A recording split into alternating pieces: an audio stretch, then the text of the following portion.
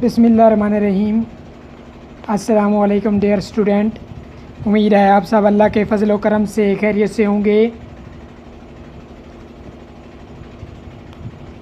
Cam 610 आज हम करेंगे स्टीरियोकेमिस्ट्री ऑफ पॉलीमर। लेक्चर हमारा 6 है। लास्ट टाइम हमने देखा था अनायनिक पॉलीमराइजेशन।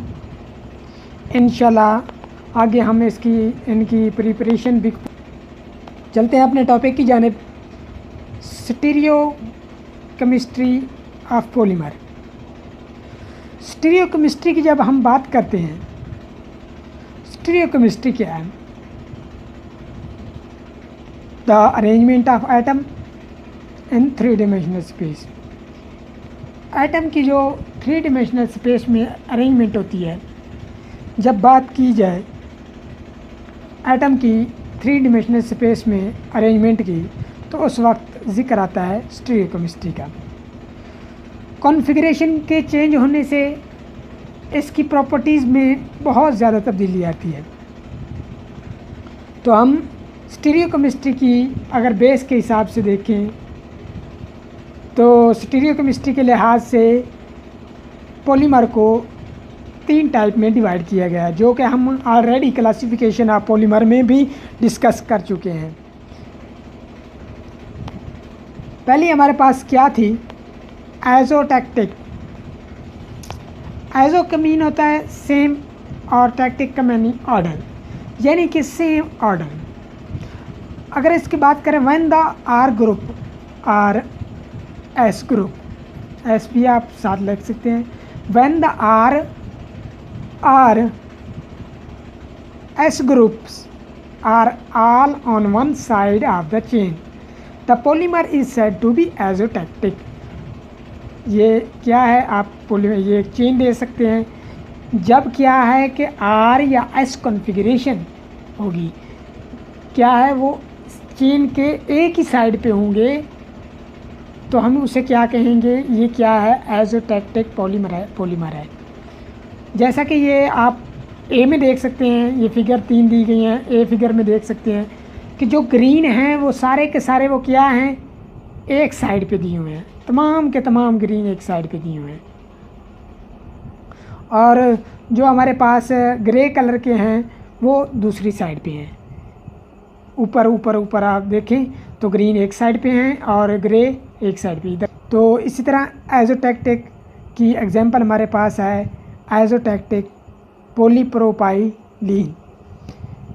सेकंड टाइप अगर आप इसकी देखें सैंडियोटैक्टिक। स्टीरियोकेमिस्ट्री के लिहाज से हम जो दूसरी टाइप इसकी देखते हैं वो होती है सैंडियोटैक्टिक। इसमें क्या होता है कि सैंडियो का मतलब होता है अल्टरनेट टैक्टिक ऑर्डर, यानी कि इनकी अल्टरनेट तरतीब होती है। When the R group alternate from side to side, जब आर ग्रुप या एस ग्रुप क्या होगा? साइड टू साइड होगा। एक दफ़ा उस साइड पे, एक दफ़ा उस साइड पे चेन के, यानी कि अल्टरनेट पोजीशन पे होंगे। तो उस वक्त जो पॉलीमर होगी चेन की, उसे हम कहेंगे क्या? सैंडियोटैक्टिक पॉलीमर। इसकी एग्जांपल हम देखें तो एग्जांपल में हमारे पास है सैंडियोटैक्टिक पॉलीप्रोपाइलीन। जैसा कि मैंने कहा है कि कॉन्फ़िगरेशन के बदलने से इनकी प्रॉपर्टी में तब्दीली आती है। उसके बाद नंबर 3 फिगर देखें तो हमारे पास आ जाती है सी एटैक्टिक। एटैक्टिक की बात करें तो एटैक्टिक यानी कि नॉन ऑर्डर। टैक्टिक ऑर्डर और एक मेडली नॉट ऑर्डर, कि ये जो होती है ये ऑर्डर में नहीं होती। सैंडियोटैक्टिक की बात करें तो वो आपके पास फिगर बी में दिखाई गई है। फिगर बी में आप देख सकते हैं सैंडियोटैक्टिक, जिसमें क्या है, आप एक दफ़ा ग्रीन कलर दूसरी साइड पे है, अगर नेक्स्ट आप देखेंगे तो ग्रीन कलर दूसरी साइड पे चला जाता है। फिर आगे देखें ग्रीन कलर अवे चला गया, फिर हमारे ग्रीन तरफ हमारी तरफ आ गया, फिर अवे चला गया। तो ये अल्टरनेट पोजीशन पे था। लेकिन जब आप एटैक्टिक की बात करते हैं तो when the R group are disposed at random, जब ये रैंडमली होगा, यानी कि कोई ऑर्डर नहीं होगा इनमें, तो उस वक्त हम पॉलीमर को कहेंगे एटैक्टिक पॉलीमर। इसकी एग्जांपल हमारे पास होगी, फॉर एग्जांपल एटैक्टिक पॉलीप्रोपाइलीन। इसकी एग्जांपल क्या है? एटैक्टिक पॉलीप्रोपाइलीन। इसमें आप फिगर सी देख सकते हैं जो कि एटैक्टिक के लिए दिखाई गई है। पहले ग्रीन अवे है, फिर देखें तीनों ग्रीन क्या हैं, दूसरी साइड पे हैं, फिर एक ग्रीन, दो ग्रीन दूसरी साइड पे हैं, यानी कि कोई तरतीब नहीं दी हुई है इनकी, तो इसे हम कहेंगे एटैक्टिक। एटैक्टिक नॉन ऑर्डर। नेक्स्ट अगर हम चलें तो हमारे पास आ जाता है मोर पॉइंट, जो अगर है more stereo regular the chiral center. जितना कायरल सेंटर स्टीरियो रेगुलर होगा that is more highly isotactic, उतना ज़्यादा हाईली आइसोटैक्टिक होगा, और उतना ही highly syndiotactic the polymer is the more crystalline it is.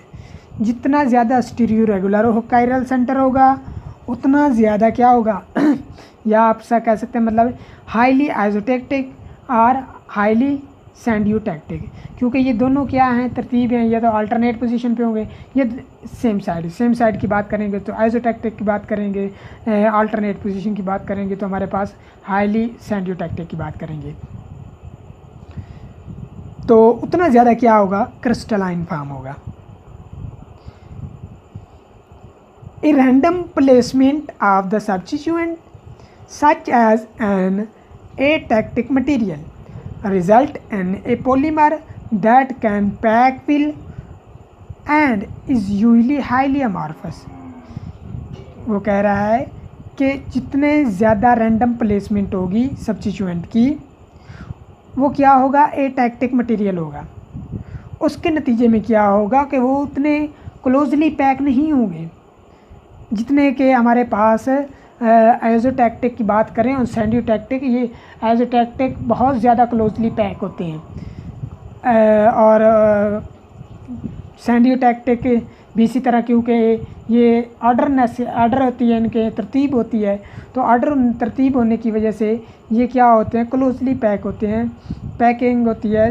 तो इसमें अगर बात करें एटैक्टिक की, तो ये रैंडम होने की वजह से क्या होते हैं, पैक वेल नहीं होते और हाईली अमार्फस होते हैं इसकी वजह से। और मोर डिसऑर्डर होने की वजह से less rigid and therefore softer, क्योंकि ये ज़्यादा बेतरतीबी होते हैं जिसकी वजह से ये लेस रिजिड होंगे और देयरफॉर सॉफ्टर। नेक्स्ट अगर हम देखें आयनिक polymerisation are the most stereoselective. अगर अनायनिक पॉलीमराइजेशन की बात करें तो ये बहुत ही ज़्यादा स्टीरियो सेलेक्टिव होती है, यानी कि या तो आइसोटैक्टिक होगी या हमारे पास क्या होगी, सेंडियोटैक्टिक होगी, इनमें से कोई एक होगी। The percentage of chain in the isotactic और सेंडियोटैक्टिक कॉन्फ़िगरेशन इंक्रीज। तो इसकी क्या होती है, परसेंटेज इंक्रीज हो गई आइसोटैक्टिक या सेंडियोटैक्टिक की as the polymerisation temperature decrease and the solvent polarity decrease. जैसे क्या होगी, टेम्परेचर डिक्रीज़ होगा और सॉल्वेंट पोलैरिटी डिक्रीज़ होगी, तो परसेंटेज जो है आइसोटैक्टिक चेन की और सेंडियोटैक्टिक चेन कॉन्फ़िगरेशन की वो क्या हो जाएगी, इंक्रीज़ हो जाएगी। उसके बाद अगर बात करें कैटायनिक पॉलीमराइजेशन की, तो cationic polymerisation are often stereoselective depending on the catalyst and condition used. ये भी स्टीरियो सेलेक्टिव होगी कि या आइसोटैक्टिक या सेंडियोटैक्टिक, लेकिन ये जो कंडीशन है वो डिपेंड करेगा किस पे, कैटलिस्ट पे और रिएक्शन की कंडीशन पे। और जो हमारे पास आयनिक पॉलीमराइजेशन है इसी तरह वो डिपेंड करता है nature of free radical polymerisation is nearly random. अब फ्री रेडिकल की बात करें तो ये रैंडमली होती है। अब रैंडम होने की वजह से हमारे पास कौन सी फॉर्म होगी, रिजल्टिंग इन ए ब्रांच्ड, ये हमें ब्रांच्ड फॉर्म में देगी, पॉलीमर देगी। एटैक्टिक पॉलीमर कुछ ज़्यादा फेवरेबल होगी। फ्री रेडिकल पोलीमराइजेशन होती है वो क्या होते हैं, ज़्यादा एटैक्टिक पॉलीमर होंगे क्योंकि इनमें रैंडमनेस होती है। और दूसरा ये क्या होते हैं, ब्रांच चेंज होते हैं। ये थी हमारे पास कुछ स्टीरियोकेमिस्ट्री ऑफ पॉलीमर की कहानी। उम्मीद है आपको समझ आई होगी। Thank you. अल्लाह हाफिज़।